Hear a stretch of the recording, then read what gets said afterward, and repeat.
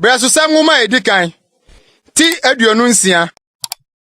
Apuna no hwefo no mu nchichemu nie. Korafo no mu. Koreba Mesilemia. Ofri Asaf mamu. Na Mesilemia wo ma. Sakaria nabakan. Yidel tiamienu. Sebadia tosu miensa. Yatniel tosu 9. Elam tosu num. Yohanan tosu nsia. Eliehoenai tosu nson. Na Obed Edom wo ma.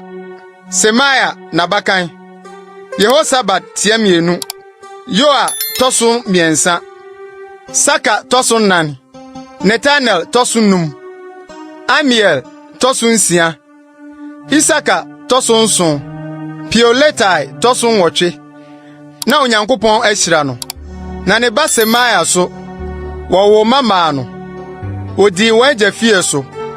Na woye marima a wotumi wo ho. Semaya mane Otni, ne Refael, ne Obed.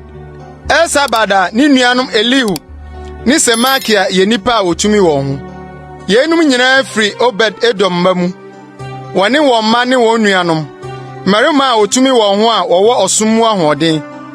Oye aduosia mienu a oye Obed Edom de. Na Mesilemia wo ma ne nuanom. Nipa a wotumi wo ho dunwotwe. Na Hosa ofri Merari mamu no wo ma. Simri na oditire. Onya abakan de. Nanso n'agya na odi ne siitire. Hilkia tia mienu. Tebali atoso miensa. Sakaria atoso 9. Hosa mane ne nuanom nyinaa yedu miensa. Yenum ne apona no hwefo no nchichemu. Sede marima no atitiretie. Wowo owen adwuma won nuanom ntentenso. Se won som Awurade fie. Na wotwe ntonto. Akuma te se okese. Won panyin fie so. Epono ne epono so. Na apueye ntonto no frima Selemia. Na ne ba Sakaria oye nimdie mu futufo. Wotwe ntonto no fri atifi fam. Obed Edom de wa na afo fam. Na ne made ne anobo adan no. Supim ne Hosa de wa atoye fam. Saleket pono ho. Afuriya tempon no so. Owen wo owen ntintinso. Lewifo baasia wo apueye. Baanan wo atifi fam dakro. Baanan wo anafo fam dakro. Na anobo adan no ho de baanu. Pa ba de wo atoye fam. Nipa baanan wo otempon ano. Na baanu wo pa ba ho. Yenum ne apona no hwefo nchichemu no. Korafo ma ne Merari manumu. Na ahia oye lewifo no mu bi di Nyankopon fie akurade ne akronkron ne akurade no so. Ladan ma. Gesoni no ma oye Ladan de no. Gesoni Ladan ejanum atitire. Yehieli ma. Setam. Nini nua Yoel di Awurade fie akurade no so. Amramfo. Yishafo. Hebronfo. Usiefo no mu na Mose ba Gerson ba Sebuel di akurade no so bapoma. Na ne nuanom ye Eliezer de. Ne ba Rehabia. Ne ba Yesaya. Ne ba Yoram. Ne ba Sikri.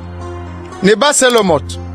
Ono Selomot ni nuanom di akronkron ne a ohene David ni ajanum atitire mpempem ne ohaha so asafohene. Ne dom asafohene no ye no kronkron no akurade nyinaa so. Akodie ne asadie mu na odi firi ye no kronkron. Se ode rehye Awurade fie no den. Na nooma nyinaa nso a odi hunufo Samuel, ne Kisba Saul, ne Neba Abna, ne Seruia ba Yoab ye no kronkron no. Ehye Selomot ne ne nuanom nsa. Yishafo mu na Kenania ne ne madi Israel so anihumafo adwuma mu. Woye atwerefo ne atemufo. Hebronfo mu na Yesabia ne ne nuanom. Nipa a otumi wo ho apema hanson hwe Israel so. Jordan atoye fam. Awurade adwuma ne ohene som nyinaa fam. Hebronfo no mu na Yeria di tire sede Hebronfo no awo nto atoaso ne agyanom te. David ahene afi a etoso aduanan mu na ohwehwe won mu. Na wohunu won mu marima a otumi wo ho wo Yasa Gilead. Na ni nuanom.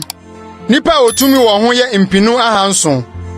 Na ohene David di won sisi Rubenfo ne Gadfo ne Manase abusuakuo fa no so. Nyankopon ne ohene nsem nyinaa fam.